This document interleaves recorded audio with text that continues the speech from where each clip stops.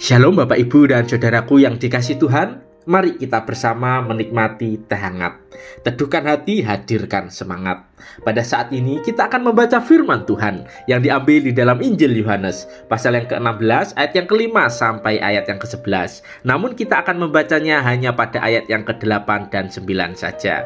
Demikianlah firman Tuhan. Ayat yang ke-8, dan kalau ia datang, ia akan menginsafkan dunia akan dosa, kebenaran dan penghakiman. Ayat yang ke-9, akan dosa karena mereka tetap tidak percaya kepadaku.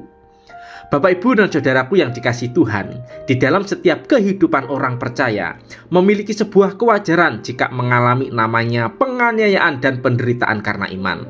Hal tersebut membuat psikologi menjadi terguncang, ketidaknyamanan di dalam sebuah hubungan, bahkan tubuh fisik yang dimiliki mengalami sebuah luka. Tidak sedikit orang Kristen berusaha untuk menghindari hal-hal tersebut.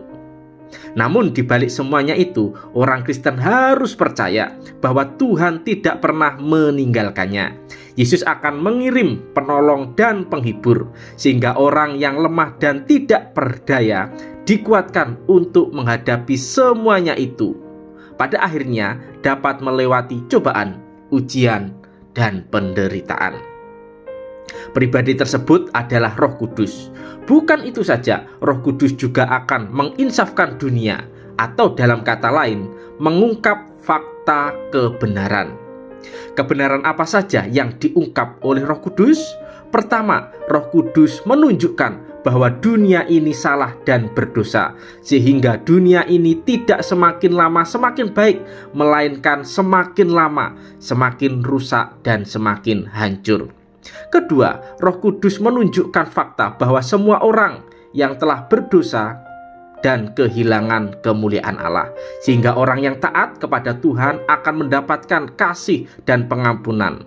Di sisi lain, orang yang tidak taat dan tidak percaya akan mendapatkan sebuah hukuman.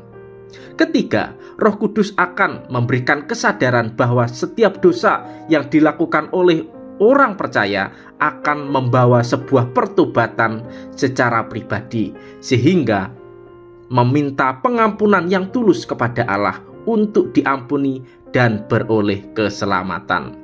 Keempat, Roh Kudus akan membawa kepada kebenaran Allah, sehingga orang percaya rindu untuk dekat kepada Tuhan, sehingga hati, pikiran, dan tindakannya berusaha untuk menyenangkan Allah di dalam hidupnya sehari-hari.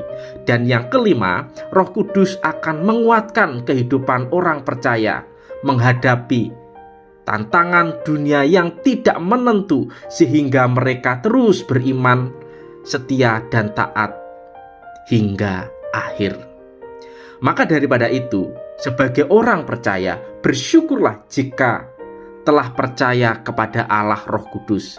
Ia telah membuka wawasan dan realita dunia, bahwa hidup di dunia ini tidaklah mudah dan penuh kesengsaraan. Namun Allah Roh Kudus memberikan pengharapan bahwa di dalam menjalani hidup ini, orang percaya tidak sendirian. Ia akan memberikan kekuatan, perlindungan, dan kedamaian yang melampaui akal dan pikiran manusia, sehingga orang percaya tetap dapat taat dan setia kepada Tuhan sampai akhir. Mari kita berdoa. Tuhan, kami bersyukur telah mengirimkan Roh Kudus-Mu di dalam setiap kehidupan kami, sehingga dapat menjalani hidup ini. Kami tidak sendirian.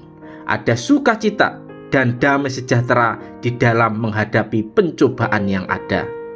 Kami percaya Roh Kudus akan terus memimpin dan membimbing kami, sehingga dapat melewati dunia yang tidak menentu ini.